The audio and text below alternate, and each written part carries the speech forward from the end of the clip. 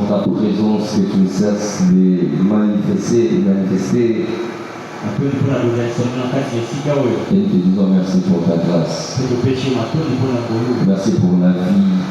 Et merci pour la santé. Parle-nous ce soir par ta grâce. Au nom de Jésus. Est-ce qu'on peut acclamer le Seigneur?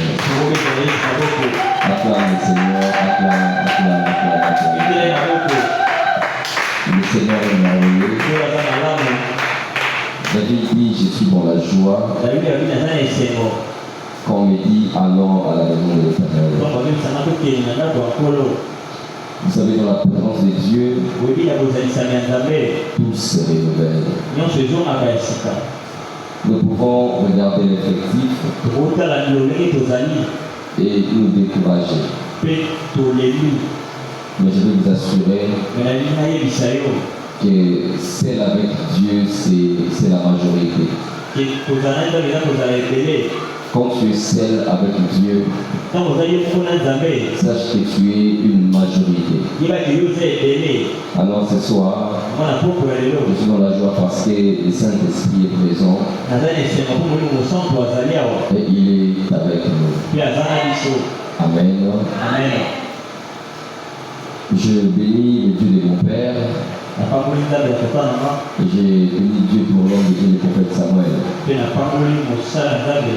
Pour tout le travail qu'il est en train d'abattre dans nos vies. De renouveler la confiance au point de nous céder la chair. Ce n'est pas parce que nous connaissons beaucoup, mais parce qu'il nous aime et il veut nous voir être formés. Mes frères et sœurs, il ne faut pas blaguer avec ces phénomènes d'appartenance spirituelle. Je vois très souvent quand je sors, je vois certaines personnes réunies autour des hommes de Dieu dans les marchés, dans les véhicules, et certains même croisent certains hommes de Dieu sur la route. Ce qui n'est pas mauvais parce que la Bible dit Dieu parle tantôt d'une manière, tantôt d'une autre. Il peut se choisir un autre serviteur de Dieu pour te transmettre un message. Mais mes frères et sœurs, appartenir à un Père connu, c'est très important. Parce que la Bible dit vous devez obéir à vos conducteurs car ils veillent sur vos âmes. Veiller sur l'âme veut dire qu'il n'est pas là pendant un moment, il est là permanent. Alors il faut beaucoup aimer l'homme que Dieu passe sur vous pour qu'il puisse sécuriser votre vie. Merci beaucoup, Pasteur Cephas, pour l'accompagnement. Merci à l'évangéliste Michi, à tous mes collègues. On va partager un thème. Je vais me battre ce soir d'être simple. Mais que le message de Dieu soit donné comme il se doit. Vous savez mes frères, plus le monde part vers son déclin, plus l'Église doit accentuer le message des évangiles.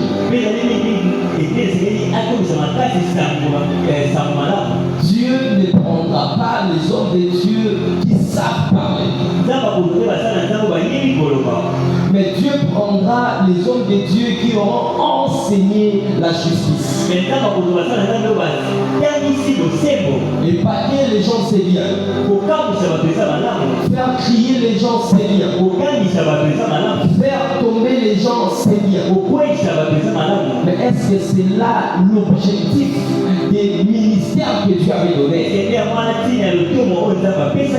Et dans les ministères, lorsque vous sortez dans les contextes de votre ministère, vous êtes perdu.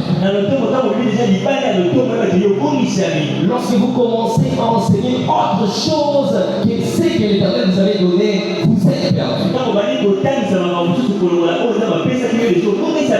Laisse Dieu que ce soir que je donne la parole de Dieu comme il me l'a donné. Et l'Éternel ce soir, c'est dit-il, rechercher la paix avec tous. Acclamer le Seigneur. Rechercher la paix avec tous. Vous allez considérer l'enseignement de ce soir comme un apéritif. Parce que le lendemain, il y aura un homme de Dieu plus intelligent que moi qui va parler. Et le dimanche, nous aurons un prédicateur spécial qui va maintenant clôturer ces thèmes. Alors, ce que je n'aurais pas dit pendant cet enseignement, comprenez que ce que j'ai dit, c'est ce que Dieu m'avait donné. Comme d'habitude, on va ouvrir la parole de Dieu. Je vais lire les premiers versets de Genèse, le chapitre 13. Genèse 13. Genèse chapitre 13, les versets 5 à 8. Genèse 13, 5 à 8. Si vous pouvez vous lever. Il y eut querelle entre les bergers des troupeaux d'Abraham et les bergers des troupeaux de Lot. Les Cananéens et les Phéréziens habitaient alors dans les pays. Abraham dit à Lot, qu'il n'y ait point, je t'ai pris des disputes entre moi et toi, ni entre mes bergers et tes bergers. Soulignez ceci, car nous sommes frères. Asseyez-vous, que Dieu vous bénisse. Hébreux chapitre 7. Hébreux 7. Les versets 1 à 2. Les versets 1 à 2. Suivez cet enseignement avec beaucoup d'attention.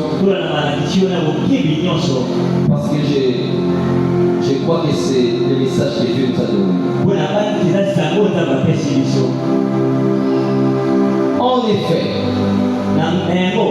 c'est Melchisédek, roi de Salem, sacrificateur du Dieu très haut, qui alla au devant d'Abraham lorsqu'il revenait de la défaite des rois, qui les bénit et à qui Abraham donna la dîme de tout. On explique si Melchisédek était dit, on dit qui est d'abord roi des justices d'après la signification de son nom. Ensuite, roi des Salem, c'est-à-dire roi des paix. La première lecture que je vous ai lue, on parle d'Abraham, l'homme que l'Éternel avait dit de sortir de la maison de son père et de sa mère et d'aller dans une ville où l'Éternel était lui-même l'architecte et le constructeur. Et en sortant de cette maison, Abraham a pris son frère ou son neveu qui s'appelait Lot. Et pendant qu'il marchait, la Bible dit qu'au cours du chemin, il y avait abondance de brebis. Les animaux d'Abraham avaient accru ainsi que les animaux de Lot. Alors il y a eu ce que je peux appeler des différends entre ceux qui surveillaient les animaux de Lot et ceux qui surveillaient les animaux d'Abraham. Et comme vous le savez, lorsque la bataille est dans le petit niveau, si ceux qui sont dans le grand niveau de l'échappée, ça va atteindre ceux qui sont en haut. Abraham, comprenant cela, il dira à son frère, il dit à l'autre, je ne veux pas qu'il y ait entre moi querelle. Je veux qu'on reste dans la bonne entente.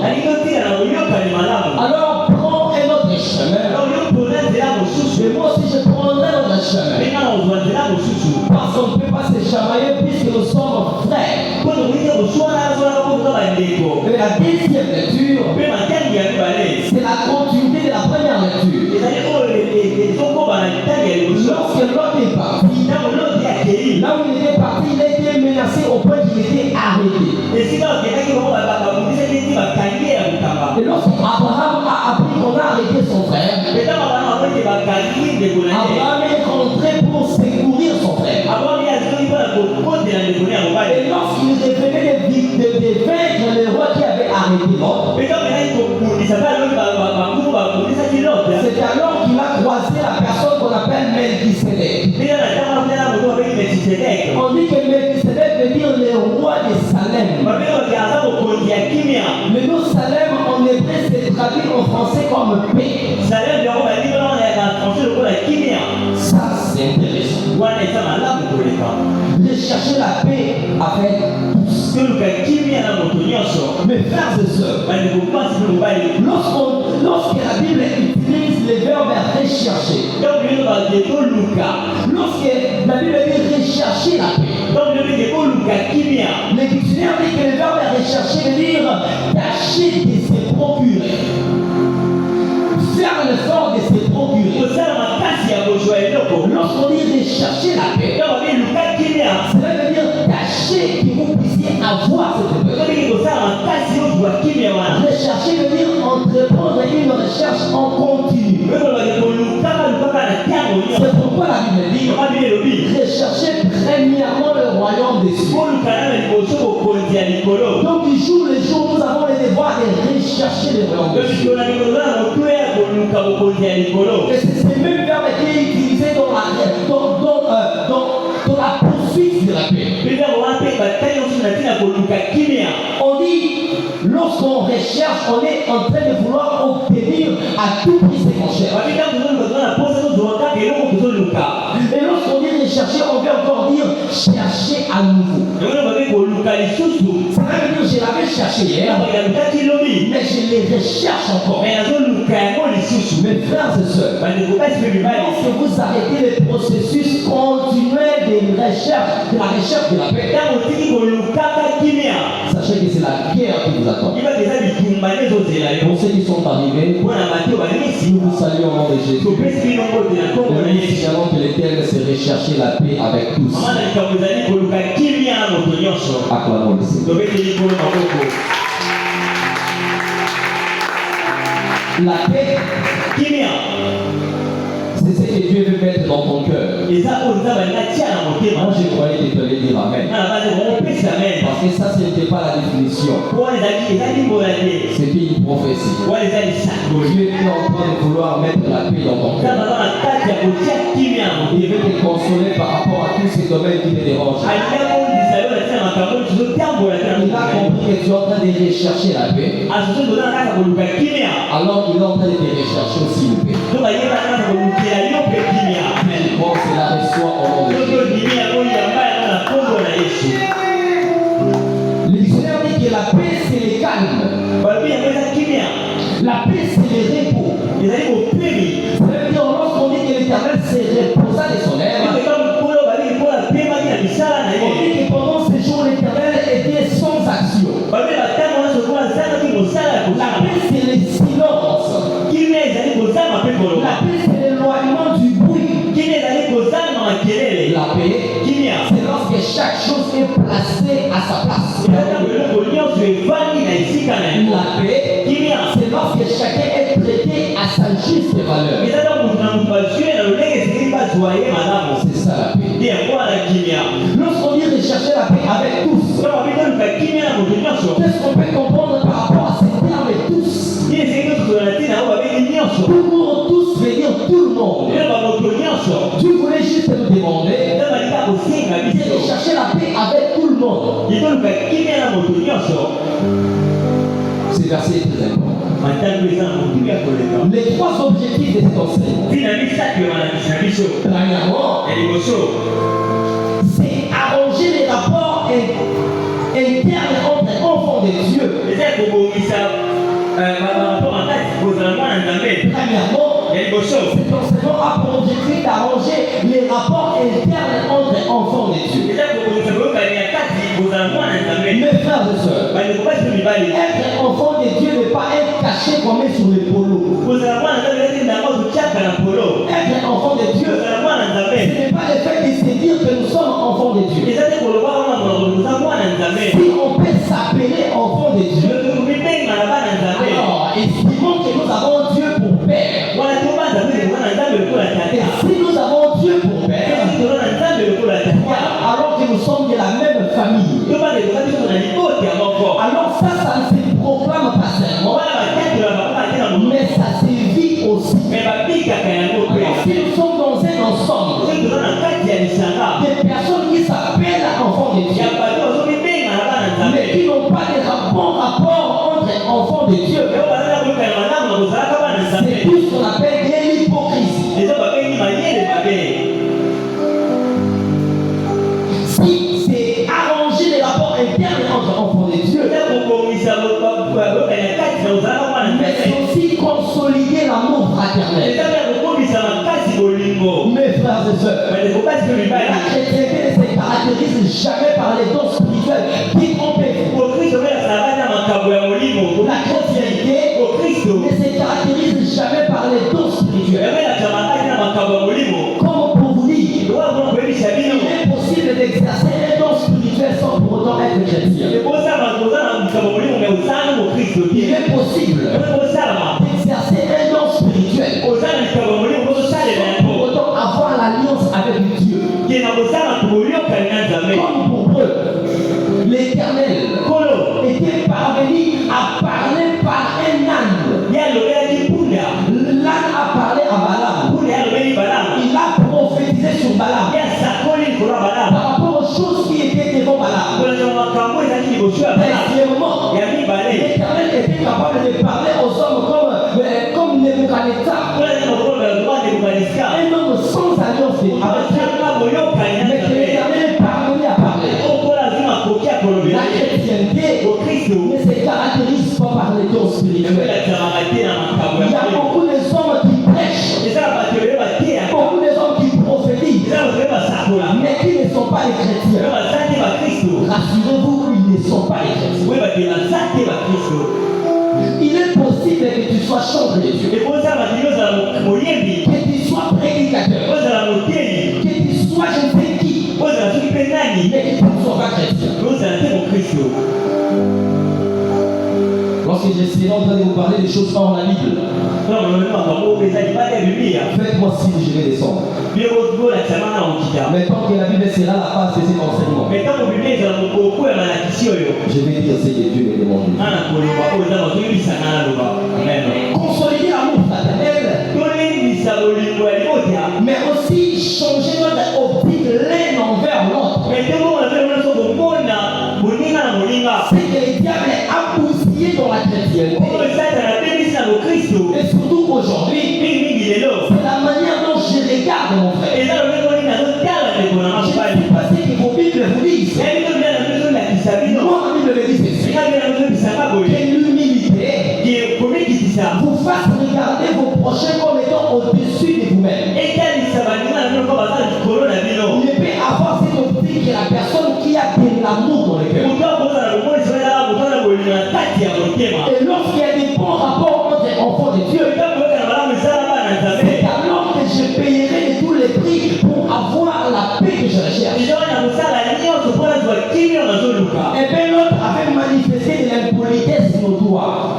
L'autre, il avait manifesté de l'impolitesse. Abraham qui était comme son père, il a dit choisis ton chemin. Et l'autre a choisi le chemin.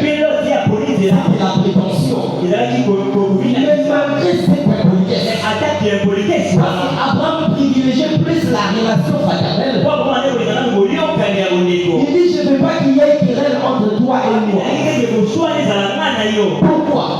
Non pas parce que les brebis vont se disperser, non pas parce que nous n'arriverons pas là où nous partons, mais la seule chose qui interdit les querelles entre toi et moi, c'est parce que nous sommes frères.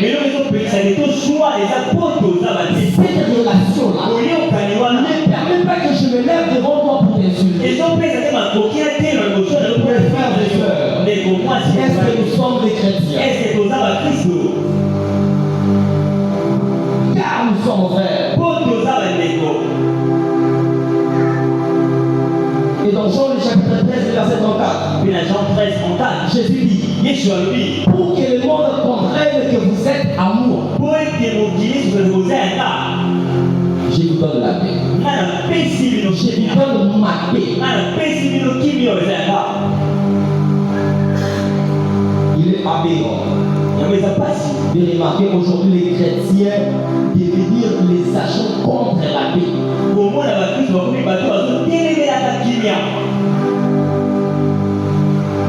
Grâce à Dieu, je vais vous raconter une histoire que j'avais déjà racontée à la fin. Le deuxième objectif, c'est de nous apprendre à combien l'abondance des richesses devient amère sans la paix. Il est possible que tu deviennes millionnaire aujourd'hui. Il est possible que tu aies un mariage de direct. Il est possible que tu acquières le travail que tu as toujours voulu. Mais mes frères et sœurs, sans la paix, ce travail-là, c'est rien. Demandez aux millionnaires qui sont hospitalisés. À combien la ronge regard devient amère? Parce qu'il n'y a pas la paix. Demandez aux femmes qui ont été épousées par des mauvais maris. Le mari qui ne lui est pas fidèle. Même s'il a une maison, à combien la maison est amère? Demandez aux enfants qui sont universitaires, qui parlent pour chercher l'université, mais qui n'arrivent pas à comprendre la matière. À combien les iPhones deviennent amers? C'est parce que la paix est la maîtresse de ce que nous pouvons désirer. C'est pourquoi mes frères, peu importe ce que tu peux faire dans la vie pour avoir la richesse, rassure-toi que ton salaire est le fruit de la paix. Lorsqu'on a un salaire acquis par des bonnes voies, c'est la paix qui survient après. La Bible dit ceci. C'est la bénédiction de l'Éternel qui enrichit. Et elle ne se fait suivre d'aucun chagrin. Être béni et être riche, c'est des choses. Les personnes qui sont bénies, mais qui ne sont pas enrichies. La richesse là, c'est une faculté interne qui vient après une acquisition externe. Bien sûr, j'ai 4 000 $. Je suis béni. Mais est-ce que j'ai l'enrichissement de l'âme? La paix. Moi, je peux dire que Ego est fier d'utiliser son téléphone parce qu'il a été un salaire propre. Malgré qu'il a été martyrisé pour l'avoir.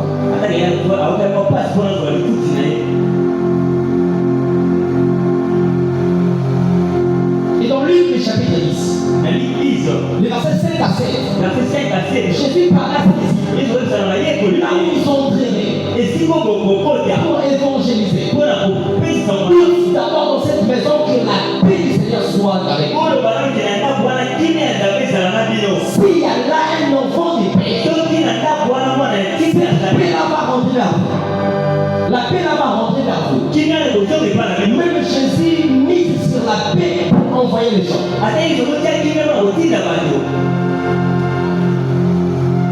Trois. Nous révéler à combien le manque de paix peut être une arme très efficace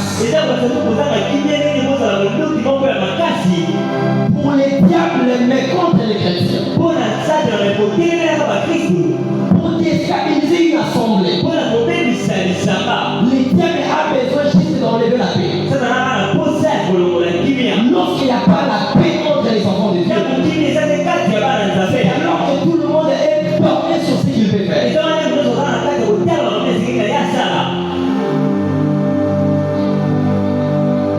Et cette arme-là peut trouver en fatalité contre l'Église, contre les familles, contre les entreprises. Lorsque les diables viennent déranger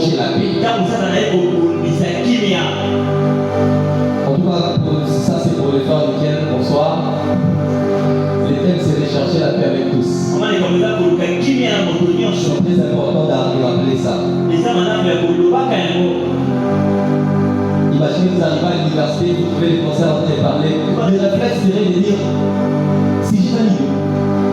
Alors lorsque vous arrivez, c'est important de répéter les textes. Mais maintenant, avant que je rentre dans les deux points qui sont intéressants, il y a quelque chose que nous devons savoir. Premièrement, quand on dit la paix avec tous, on dit premièrement la paix avec Dieu. Ça c'est important. Lorsqu'on dit de chercher la paix avec tous, la première personne avec qui on va avoir la paix c'est Dieu. Lorsque vous êtes en paix avec Dieu, sachez que votre processus de la recherche de paix est bien bâti. Lorsque vous commencez par avoir la paix avec votre Créateur, sachez que votre Créateur vous facilitera le processus de paix avec ses créatures.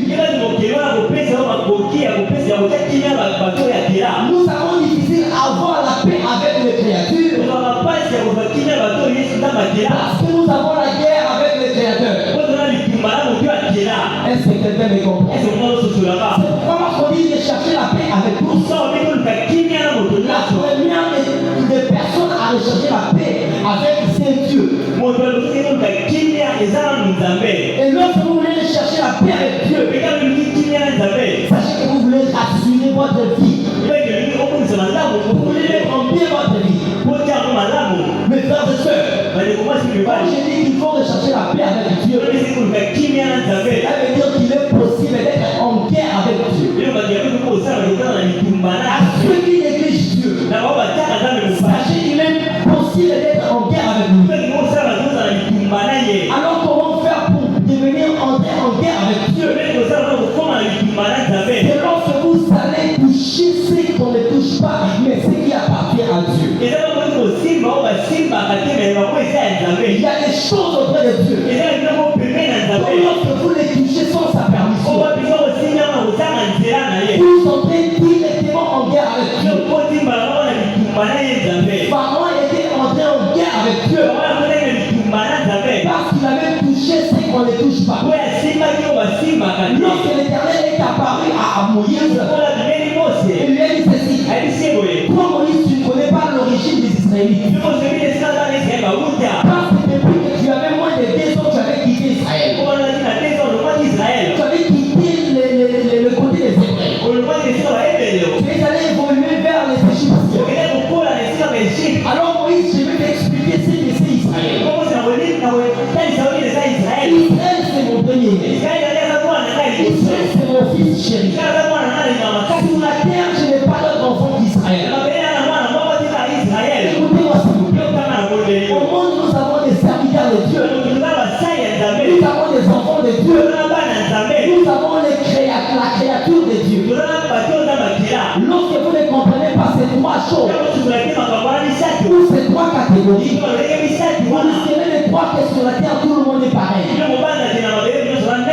C'est comme ça que les hommes entrent en guerre avec Dieu. Nous sommes tous des humains.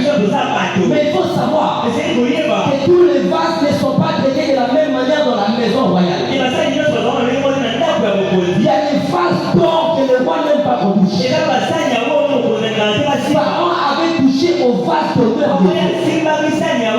C'est pourquoi dans Exode, lorsque l'Éternel a remarqué l'insécurité sur les peuples que l'Éternel ne voulait pas que Pharaon puisse toucher, Moïse viendra devant les peuples d'Israël pour leur dire: gardez silence, ne combattez pas. Pharaon a déjà touché à ce qui est l'œuvre de Dieu. L'Éternel lui-même combattra pour vous. Ça veut dire que Pharaon est entré en guerre parce qu'il a touché ce qu'on ne touche pas. Il est possible d'entrer en guerre avec Dieu. Mes frères et sœurs, ce qu'il ne faut pas toucher, si vous voulez avoir la paix avec Dieu, premièrement c'est l'adoration. Amen. Si tu veux être en paix avec Dieu, ne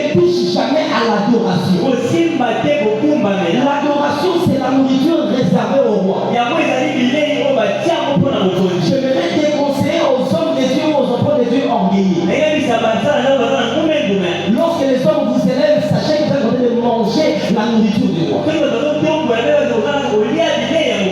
L'adoration, c'est le domaine de Dieu. Dans Matthieu chapitre 4, le verset 10. Satan voulait manger la nourriture de Dieu. Donc il savait que ça, on ne mange pas. Il dit à Jésus, prosterne-toi devant moi et adore-moi. Comme ça, je te donnerai la richesse. Jésus a enseigné au diable qu'il est écrit, tu n'adoreras que l'Éternel et tu le serviras lui seul. L'adoration, c'est la nourriture de Dieu. Je veux dire une personne, lorsque tu auras fait du bien aux gens, lorsque tu auras qu'à donner l'argent aux gens, et que tu remarqueras qu'ils ont les réflexes de t'adorer, ne l'acceptent pas. Ils sont en train de mettre la nourriture de Dieu dans la bouche. Est-ce que vous comprenez? Au Congo, lorsque vous donnez à une personne, les hommes aiment purifier les hommes. À cause d'un ami, quelqu'un est capable de t'adorer. Et ça, Paul avait vécu ça. Lorsqu'il est arrivé dans la ville de Lycaonie, il a fait un miracle. Les gens de Lycaonie sont venus. Ils ont dit les dieux souffrants, les humains nous ont abandonnés. Ils ont donné à Paul le nom de Jupiter. À Barnabas le nom de Mercure. Ils ont sorti leur sacrifice pour offrir à Paul et à Barnabas. La Bible dit Paul et Barnabas déchirèrent leur vêtement. Il a dit, nous sommes des hommes comme vous. Ne nous adorez pas. Et nous nous sommes levés dans ce système d'adorer les hommes. Homme de Dieu, ne permet jamais à l'église de t'adorer. Tu entreras en guerre avec la personne qui est propriétaire de l'église. Pasteur se passe. Dieu vous attend à une élévation. Faites attention à l'adoration. Les enfants de Dieu, lorsqu'ils voient les miracles, ils ont réflexe de voir les hommes de Dieu comme des dieux. Hommes de Dieu, lorsqu'ils vont t'adorer, prends cette couronne-là, dépose-la devant Dieu. Dis à Dieu, je suis un serviteur Dieu juste passé par moi. Et lorsque Dieu verra les velléités d'humilité en vous, personne ne vous combattra et vous vaincra. Jamais. Dieu est derrière les personnes qui savent mettre Dieu sur eux. L'Éternel a ramassé David. Il a fait de David le berger d'Israël. Et lorsque David prie, il dit l'Éternel est mon berger. Donc Dieu est le berger de bergers qui font des dieux bergers, des bergers d'Israël. Si vous savez faire des dieux, votre Dieu, pendant que les hommes ont fait de toi leur Dieu, sachez que Dieu restera votre Dieu. Mais lorsque les dieux de tes ennemis se lèvera contre toi, tu deviens impuissant lorsque l'homme devient puissant. Tu deviens impuissant. Lui qui est le tout puissant, lorsqu'il remarque l'homme devenir puissant, c'est pourquoi Moïse a dit aux enfants d'Israël, ne vous faites pas puissant, gardez le calme, parce que lorsque l'homme entre dans le silence, Dieu entre dans le combat. Tu ne vois pas la défense de Dieu, parce que tu te défends déjà. Écoutez, Dieu est la personne. Des personnes qui n'ont personne. Dieu, il est la personne. Des personnes qui n'ont personne. Y a-t-il quelqu'un ce soir qui n'a personne? Sache que Dieu est la personne.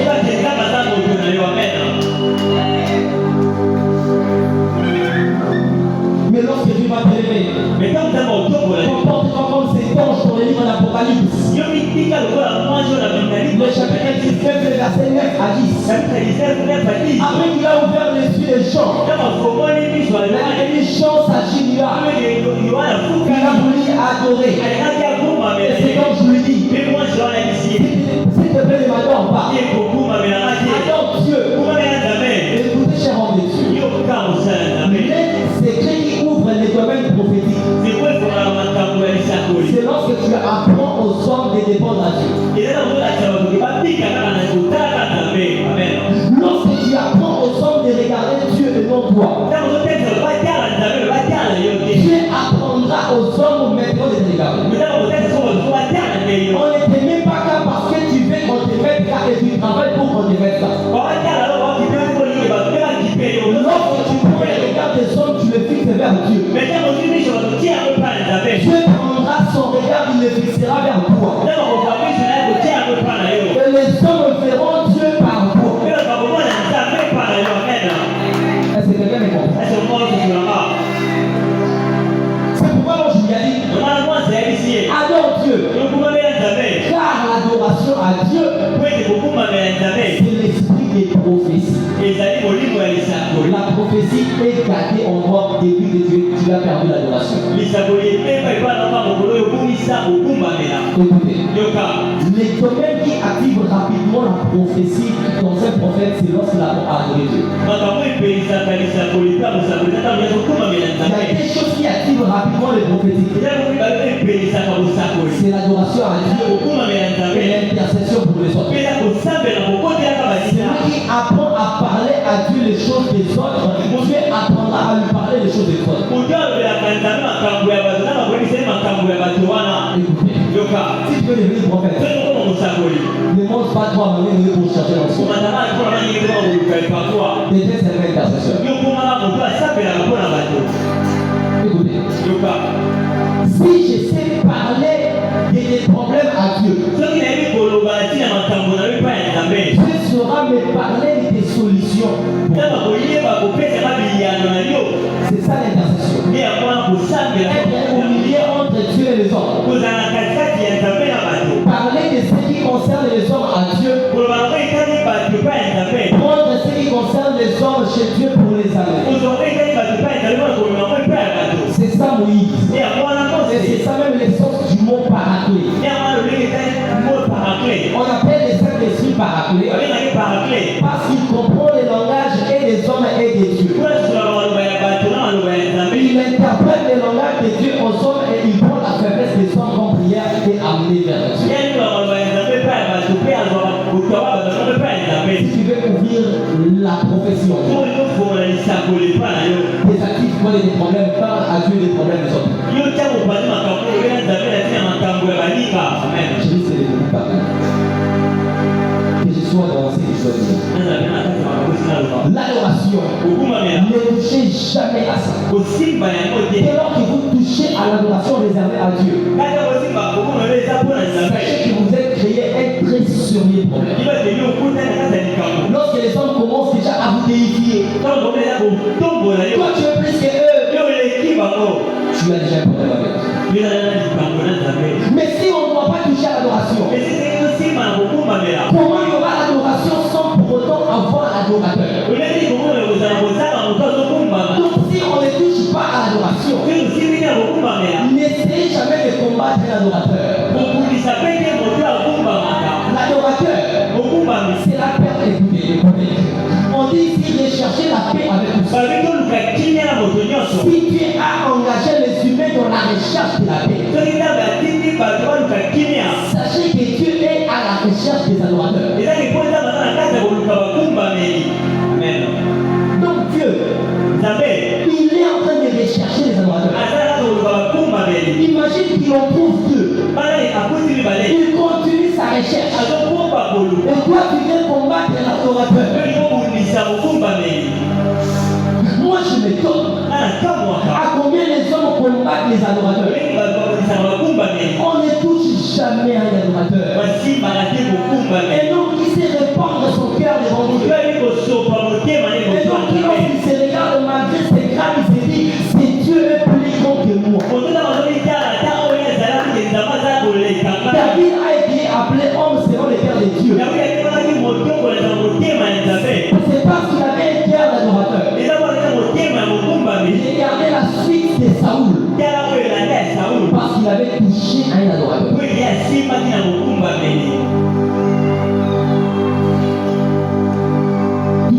adorateurs. C'est créer un sérieux problème. Mais frère, c'est qui est bizarre. Les païens connaissent très bien cette matière. Plus que les chrétiens. Il est aberrant aujourd'hui. Et remarquez que ce sont les chrétiens qui combattent plus les adorateurs. Mais les païens ont beaucoup de respect aux adorateurs.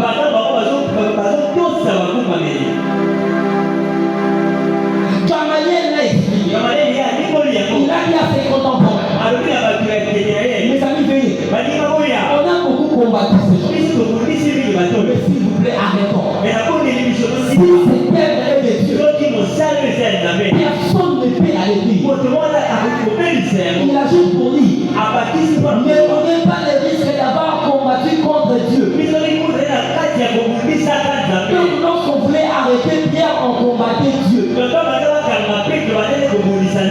vais vous dire la franche vérité. Il y a des personnes qu'on ne touche pas.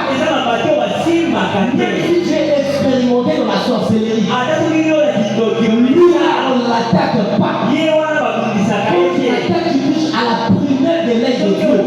Je vais te dire une chose.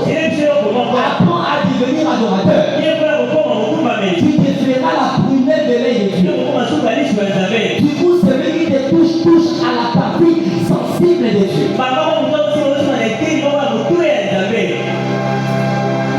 1 Chronique 16, 22.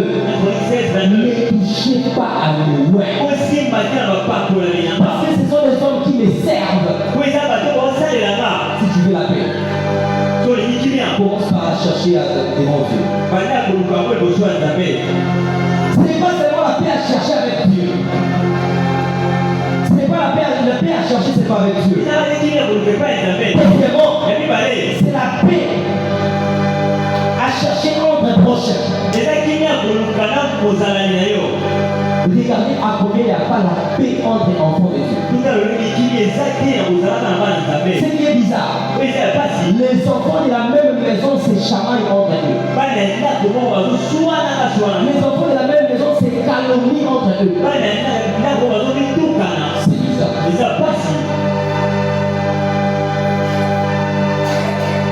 3. La paix avec nos ennemis. Quand je prépare cet enseignement, arrivé à cette partie, je me suis dit, ici il y a un problème.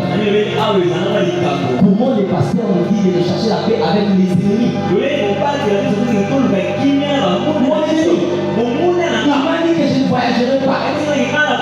Il a dit que je ne me marierai pas. Après moi, je vais chercher la paix avec moi. Je parle de la Bible. Si je vous prêche autre chose à part la Bible, signalez-moi. Et je parle de la paix avec les ennemis.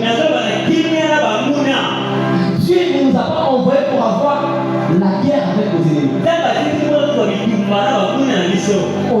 On a tellement l'envie de se battre, nous les chrétiens. La paix avec les ennemis. Je n'exploite pas ça de ma Bible. Allez lire Matthieu chapitre 7, verset 43-48. Jésus était en train de mettre et de faire les mises au point. Il dit ceci. Vous avez appris que œil pour œil, dent pour dent. Vous avez appris que tu aimeras ton prochain. Et tu haïras ton ennemi. C'est ce qui est écrit. Mais lui dit, aimez vos ennemis. Très souvent, ce n'est pas les pierres qui nous aiment beaucoup qui nous amènent à la gloire. Mais c'est les Judas Iscariotes qui nous font, qui nous amènent à la gloire. Très souvent, ce sont les personnes qui nous persécutent, qui nous rendent plus forts. Anna n'allait jamais avoir Samuel sans Pélina. Nous avons appris à chasser ceux qui nous font du mal. Pendant que ce sont eux qui sont l'accélérateur de la spiritualité qui nous amène à l'accomplissement des prières. C'est souvent ce qui Écoutez, sans la mortification, tu ne ressentiras pas trop les vides de manquer Samuel. Est-ce que quelqu'un me comprend? Si on ne te mortifie pas, tu ne comprendras pas que Samuel doit venir donner à Israël des rois. Alors si tu te mets à haïr Pénina, tu n'auras jamais Samuel. Est-ce que je parle? C'est pourquoi dans Romains chapitre 12, aimez vos ennemis, bénissez ceux qui vous maudissent. C'est difficile. Tu entres dans la chambre, tu sais vraiment que cet homme ne m'aime pas, mais on te dit bénis-le. Prie pour lui. Tu as appris que la soeur là-bas qui venait chamailler, son fils est à l'hôpital. Tu entres dans la chambre, tu te dis prie pour son enfant. Il y a un verset qui est mal interprété par les gens. On nous a dit que lorsque tu fais du bien à ton ennemi, tu vas te mettre des charbons et s'allumer sur sa tête.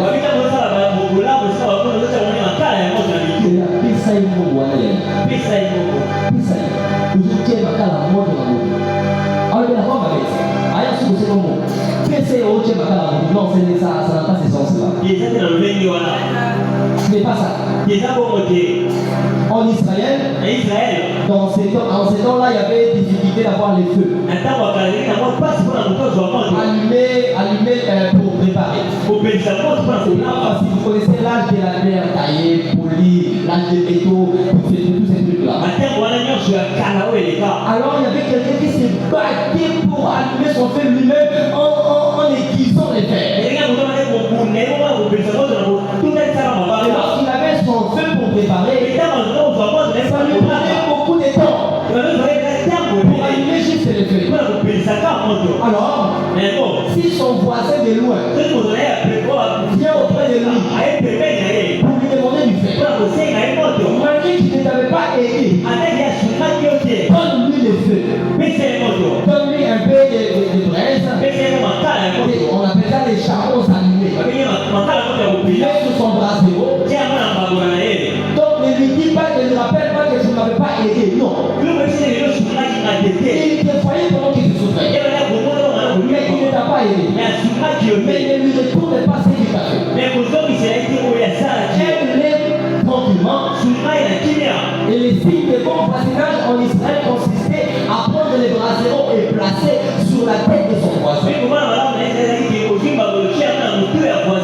C'est-à-dire prendre ça et mettre ça sur sa tête pour que quittons de chez toi, qu'il arrivait chez lui, les vents seraient en train de frapper de part et d'autre, et les charbons vont continuer à être allumés.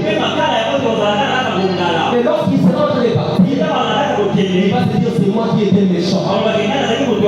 Il m'a prouvé l'amour, que je voyais combien il souffrait mais je ne lui ai pas aidé. C'est ça même qui est les charbons ardents sur la tête.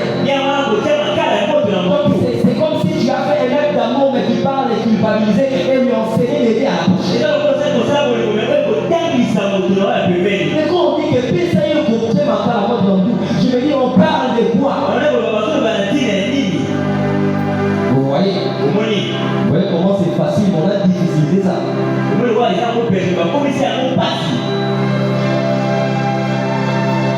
Premier point. Ce qui détruit la paix dans une assemblée. Qu'est-ce qui détruit la paix dans une assemblée?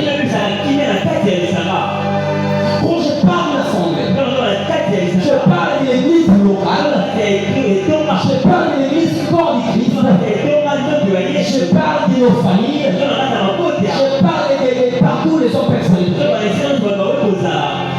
Mais je me base surtout à l'église corps du Christ et à l'église locale. Qu'est-ce qui détruit la paix dans une assemblée? Avant que je vous dise ça, il est important de noter que la paix est quantitative. La paix a des dimensions. Quand on dit de chercher la paix,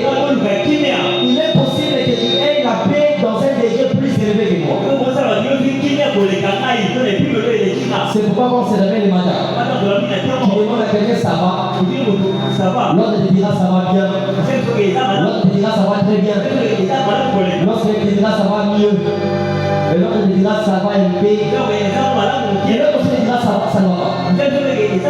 Chacun a sa dimension de paix.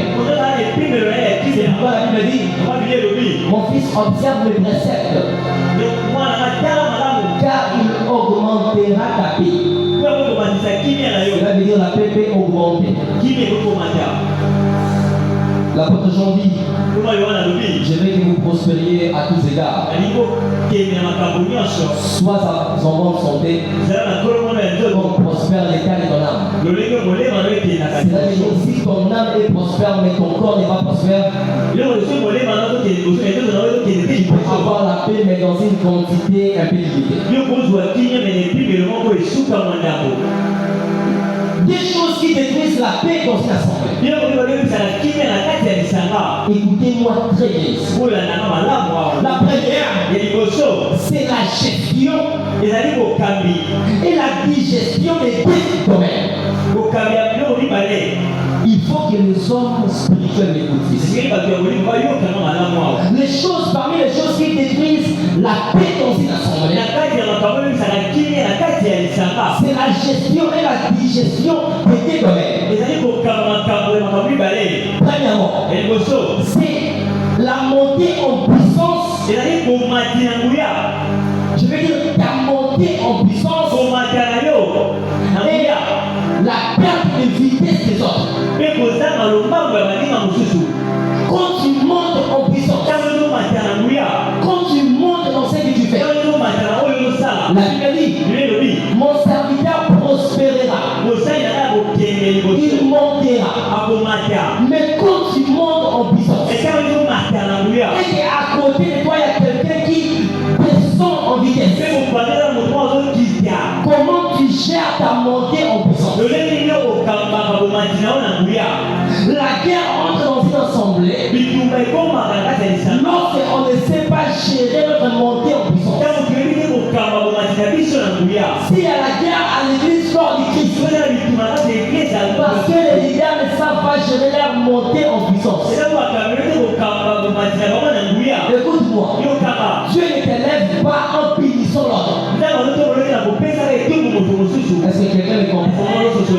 Lorsque tu gères mal l'élévation, tu commences à offusquer ceux qui perdent la vitesse. Tu te crées une guerre qui va durer longtemps. Lorsque dans ta maison, tu fais entrer un sac de riz, un sac de farine, un carton de poulet, comment tu gères cette abondance? Tu as eu des problèmes avec tes voisins parce que tu as mal géré ta montée. Ta montée commençait à offusquer ceux qui descendaient. Lorsqu'à la LCP, il y a élévation, il y a changement. Comment les enfants de la LCP gèrent cette montée? Dans 2 Samuel chapitre 3, le verset 1. La Bible dit ceci. Il y a guerre continuelle entre la maison de David et la maison de Saoul. Pourquoi? Parce que la maison de David montait en puissance et la maison de Saoul descendait dans les enfers. Homme de Dieu, lorsque vous montez en influence, comment vous gérez? Comment vous digérez aussi que les gens perdent la vitesse auprès de vous? On a des problèmes à l'église parce que celui qui prêche bien critique celui qui ne prêche pas bien. Celui qui prie beaucoup, il voit celui qui prêche bien mais qui ne prie pas beaucoup comme un païen. Celui qui vient à Mangué, lorsqu'il descend, il te voit comme un pécheur. Et lorsque tu les salues, il ne te reçoit même pas avec la bouche, avec la tête, parce que Dieu est impur. C'est pourquoi il n'y a pas la paix entre les églises. Ceux qui prêchent la sainteté, puisque ceux qui prêchent la prophétie sont des païens. Ceux qui prêchent la bénédiction,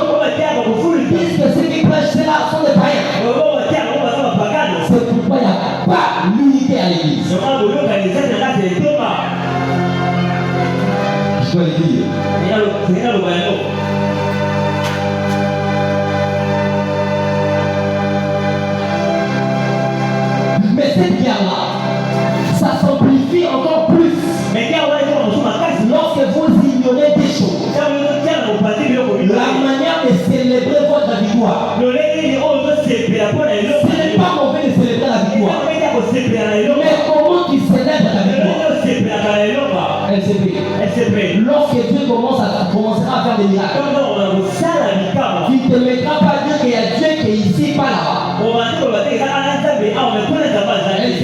SCP. Parce qu'on vous enseigne bien. C'est pour autant que vous devez aller dire aux autres qu'on leur enseigne mal. SCP. Est-ce que c'est parce qu'il y a des mariages? SCP. On doit aller dire que là-bas il n'y a pas de mariage, c'est qu'ils n'ont pas Dieu. Oh de Dieu.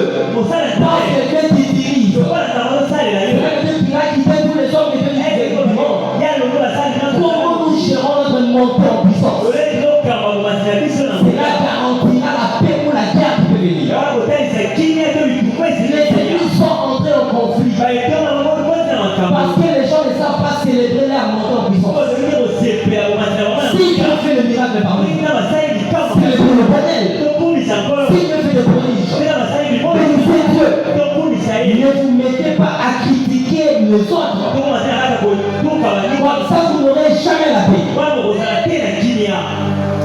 Est-ce que je parle à peu près? Et lorsque vous vous comportez ainsi, vous passerez toute votre vie. Vous serez déjà roi. Mais vous serez le trouble comme un esclave. Pasteur se passe. Les bandits que tu vois, lorsqu'ils voient la main de Dieu par toi, ils vont tellement t'élever, ils vont tellement t'adorer. Certains peuvent même te conseiller d'aller faire une église. Et ils te suivront. Tu te retrouveras bâtir une œuvre que Dieu ne t'a pas dit. Papa, fais attention aux élévations. Tu sais David, il a été roi depuis 1 Samuel 16. On avait placé lui sur lui. Mais il a passé des troubles auprès de Saoul. Pourquoi? Parce qu'il y avait des femmes qui chantaient. Saoul a tué ses 1000. David a tué ses 10 000. Les élévations des gens. Comment ils célèbrent la montée en puissance? Ça peut te créer soit la paix, soit la guerre. Amen. De chercher la paix avec tous.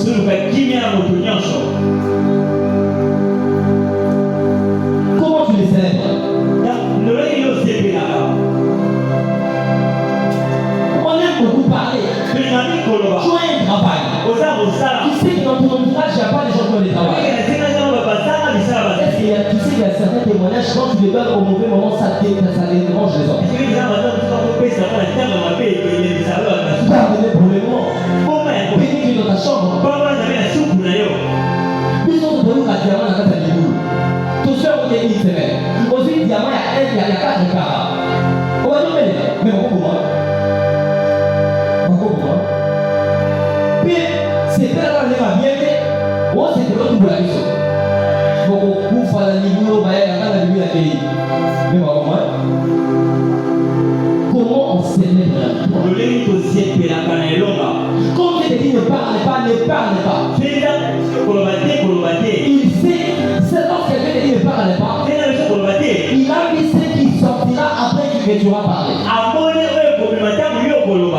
Jésus a guéri le fils de Gadara. Le fils de Gadara lui dit, permets que je te suive. Jésus lui a dit, non, ne pas marcher avec moi.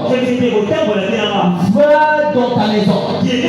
Va seulement raconter à ta maison. C'est regardé pour toi. On ne lui a pas dit d'aller devenir évangéliste. Parce que Jésus a même vu ceux qui ont déboulera. Lorsqu'il parlera à tous, il parle des sentiments.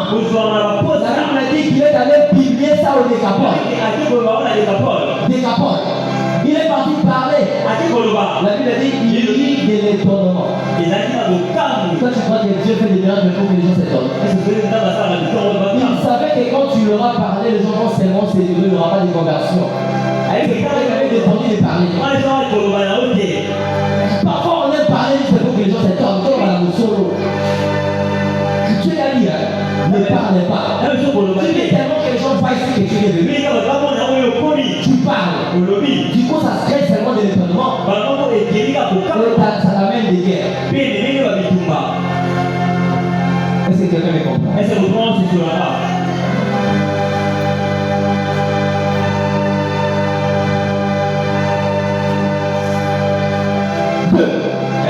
La gestion ainsi que la maîtrise des actions. Des actions et des intentions. Des frères dans une assemblée. Mes frères, si vous ne savez pas gérer les intentions et les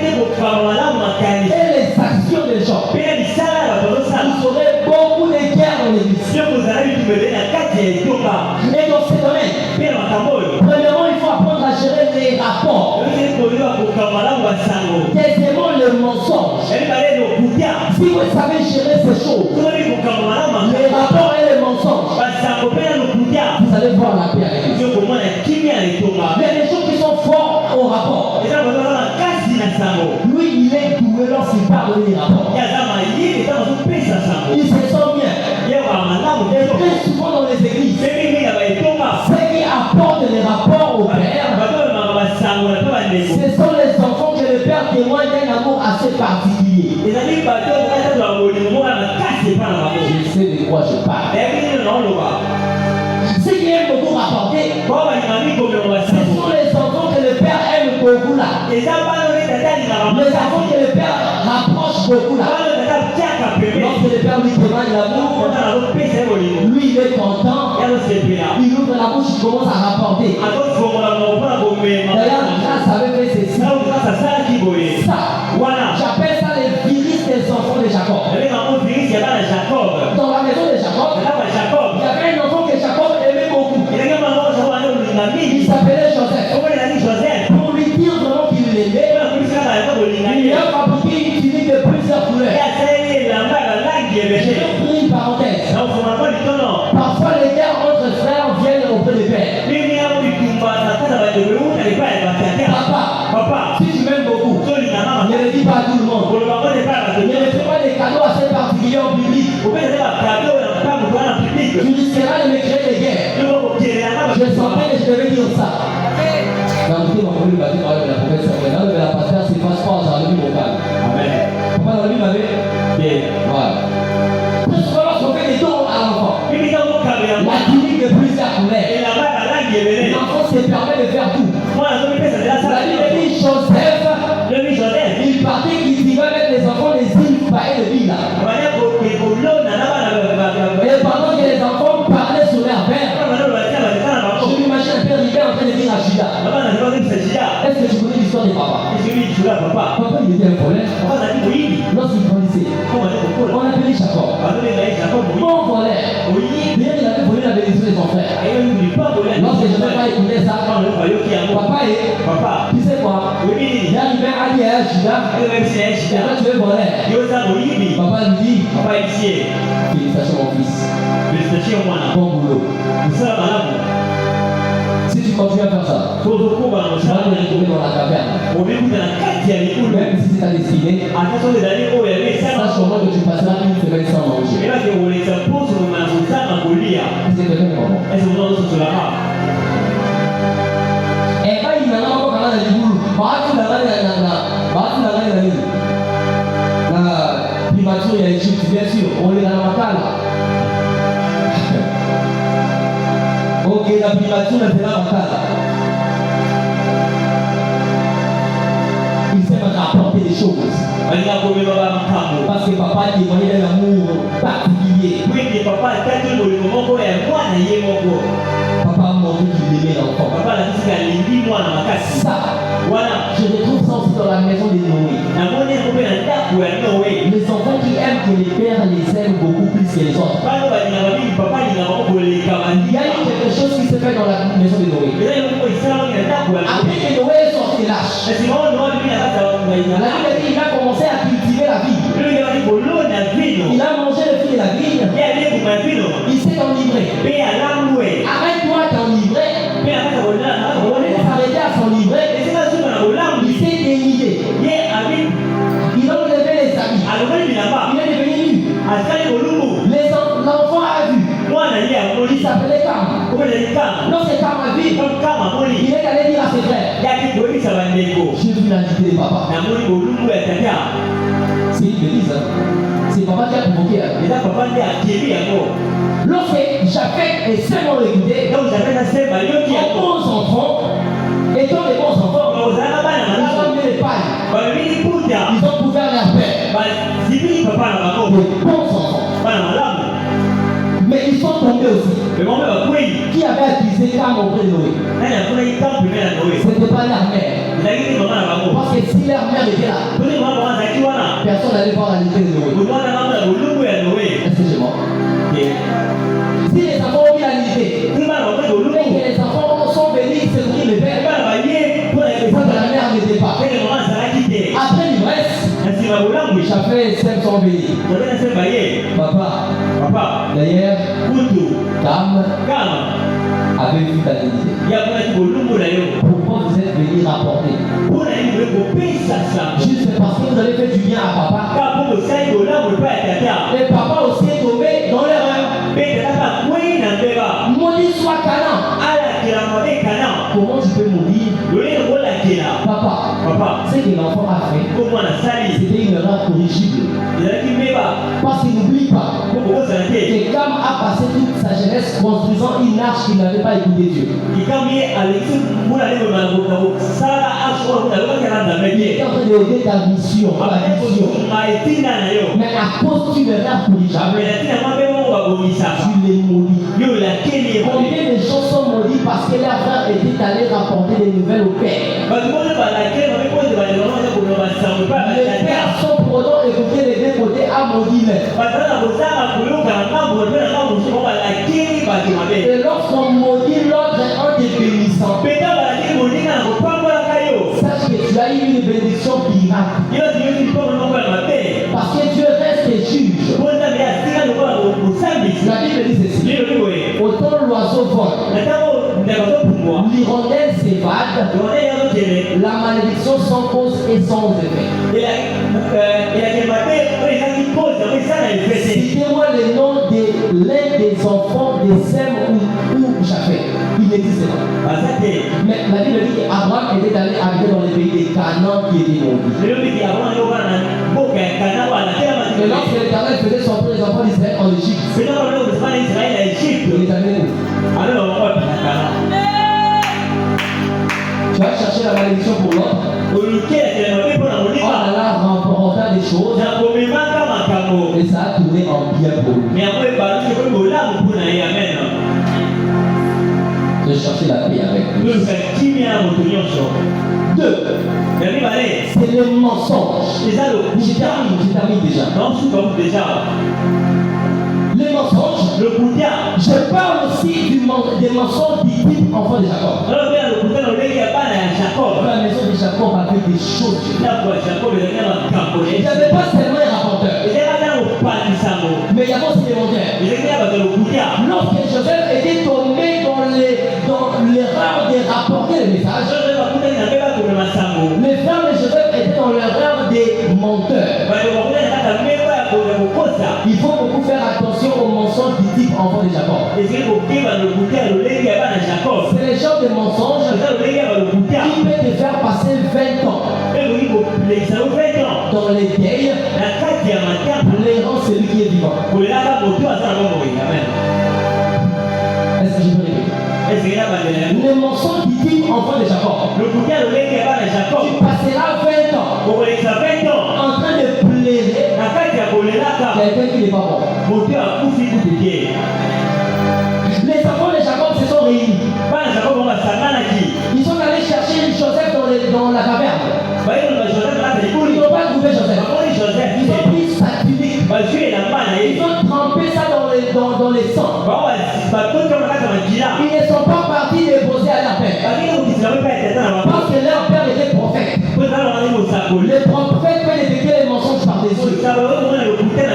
Pendant qu'ils doivent fermer la bouche. Pour tout éviter, ils ont seulement envoyé. Ils ont dit au messager, mais pour ça à papa. Dis-lui qu'il reconnaisse si c'est la tunique de son fils. Ils n'ont pas dit que c'est l'habit de notre frère. Ils ont dit, bon, nous sommes comme ça, mais ils savent que ça y a un lorsque Jacob fait mort. Il a été dévoré. Papa est entré au deuil. Parce que son fils lui a quitté depuis 17 ans. Et il est arrivé au pouvoir à 40 ans. À peu près 20 ans d'écart. Papa était toujours dans les deuils. Il aura un fils vivant. Parce que les enfants ont fabriqué un mensonge. Et attention au mensonge du type enfant de Jacob. Ils sont capables de tromper les trompeurs.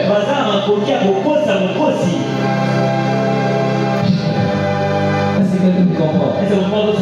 Ils sont tellement forts dans la tromperie qu'ils s'en vont dans les sangs. Attention aux héritiers. Ils deviennent plus riches que leur père. C'est pourquoi Élisée avait la double portion de l'esprit. Jacob était un trompeur. Il a donné naissance aux trompeurs qui ont fabriqué la tromperie qui a surpassé leur père. On a trompé les trompeurs. Jacob a créé un mensonge simple. Un ami trempé dans le sang. Des boucs. Qui ne sait pas que le sang du bouc a l'odeur. Comment tu peux sentir, papa? Tout le matin, mis sur les on peut voir. Maintenant, seul. Il a senti l'odeur du sang de l'eau. Mais permis par la dimension spirituelle du mensonge. On l'a trompé. Et c'est ce qui se fait dans les églises. Les gens mentent sur les autres. Il ne te dit pas que le frère Grâce a fait ça. Il te met les paroles pour que toi-même tu puisses haïr ton frère. Il crée quelque chose qui n'est pas vrai sur ton frère. Il te les rapporte et c'est toi qui tires la conclusion d'haïr ton frère. Pendant que ce qui t'a dit là était un mensonge. Tu l'as haï à cause d'une rumeur. Ce n'est pas vrai. Ce n'est pas vrai. Les enfants de Jacob sont terribles. Vous savez, lorsque Jacob était dans la maison de Laban, lorsque Laban avait l'habitude d'appeler, je dirais, de donner de la nourriture à ses vaches, pendant qu'il venait se vérifier, il trouvait d'autres vaches tachetées. Il ne comprenait pas ce que c'était comment. Il y avait des taches de sang sur le corps. Mais ça, ce ne sont pas les vaches. C'est Jacob qui les faisait. Jacob venait acheter les vaches de Dieu. Et Laban ne comprenait pas les jets. Alors l'Éternel passe les justes. Il a créé dans Jacob aussi les tacheteurs. On a tacheté aussi la tunique de Joseph. Et on a menti Jacob. Toi qui as l'habitude d'aller mentir auprès du Père sur tes frères. Lorsqu'on n'a pas encore d'enfant, on croit qu'avoir d'enfant est une éternité. Donc, je vais dire ceci. Lorsqu'on n'a pas encore d'enfant, je me dis jusqu'à ce que j'aurai des enfants là, c'est très loin. Mais sache que les présents parents étaient aussi des anciens jeunes comme toi. Tu auras aussi des fils qui vont te mentir et ils te mentiront en esprit et en vérité. Toi maintenant tu auras des enfants qui vont commencer à bouffer ta dîme, à bouffer tes offrandes, parce que tu avais sémé les vents, tu as récolté la tempête. De chercher la paix avec nous. Dernier point. La paix du type d'Abraham. J'aime la paix du type d'Abraham. Je t'avais dit 2 versets au préambule. Là où Abraham a dit à son aîné, qu'il y ait un point entre toi et moi dispute car nous sommes frères. On ne peut pas s'échapper, nous sommes des frères. Et après qu'il a fait ça, c'est alors qu'il a croisé l'homme qu'on appelle le roi d'épée. La paix du type d'Abraham, c'est la paix que nous récoltons après qu'on l'avait sémé. Je vais répéter. Vous savez, je vais vous signaler avec le temps, si vous n'accroissez pas votre dimension des lectures de la parole de Dieu, la parole de Dieu va être utopie.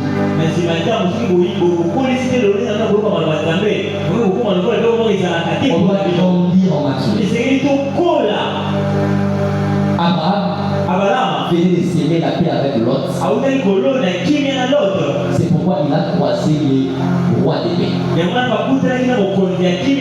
Comment tu viens récolter la paix pendant que tu as sémé la guerre?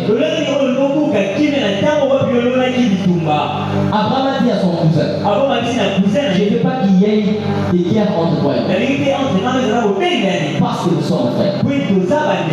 Après qu'il a s'est séparé avec son frère, il est allé secourir encore l'autre, révélant de s'aimer la paix. Il a croisé le roi de Salem, le roi de paix, qu'on appelle Melchisedec. Qui a besoin de croiser la paix? C'est quelqu'un a besoin de croiser la paix. Tu as vraiment besoin de croiser Melchisedec. Apprends à s'aimer la paix avec l'autre. Si tu ne sèmes pas la paix avec l'autre, tu ne croiseras jamais les gens qui vont te donner la paix. Si tu évites les querelles avec l'autre, tu croiseras Melchisedec. LCP. Dieu ne bénit jamais l'église divisée.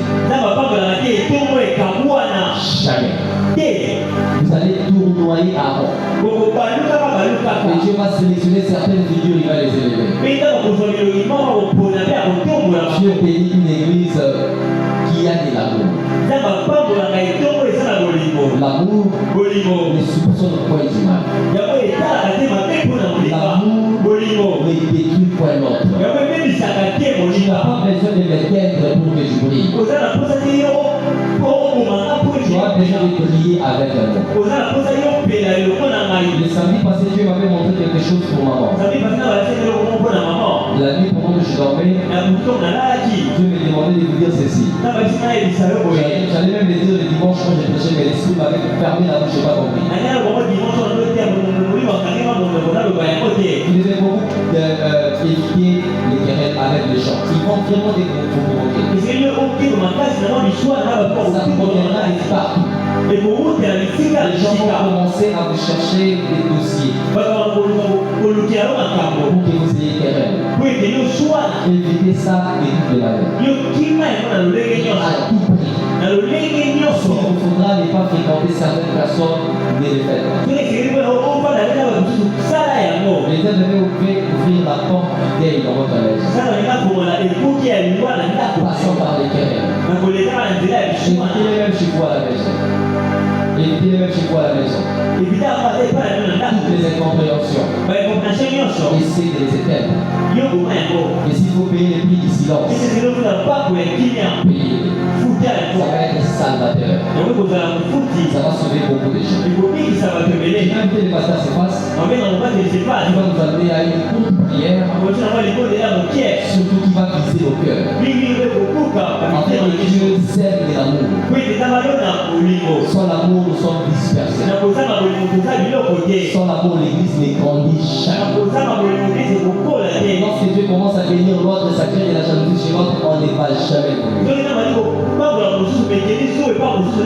Et qu'est-ce que Dieu aime faire? Celui-là a un bon cœur. Dieu va les bénir et les déplacer. Du coup, vous verrez les gens être bénis et guidés. C'est parce que Dieu n'aime pas bénir et faire suivre des chagrins. LCP. Si nous voulons voir cette église être remplie, je ne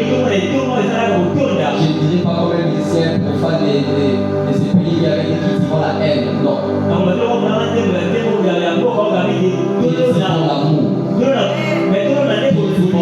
paix et cultivons la fraternité.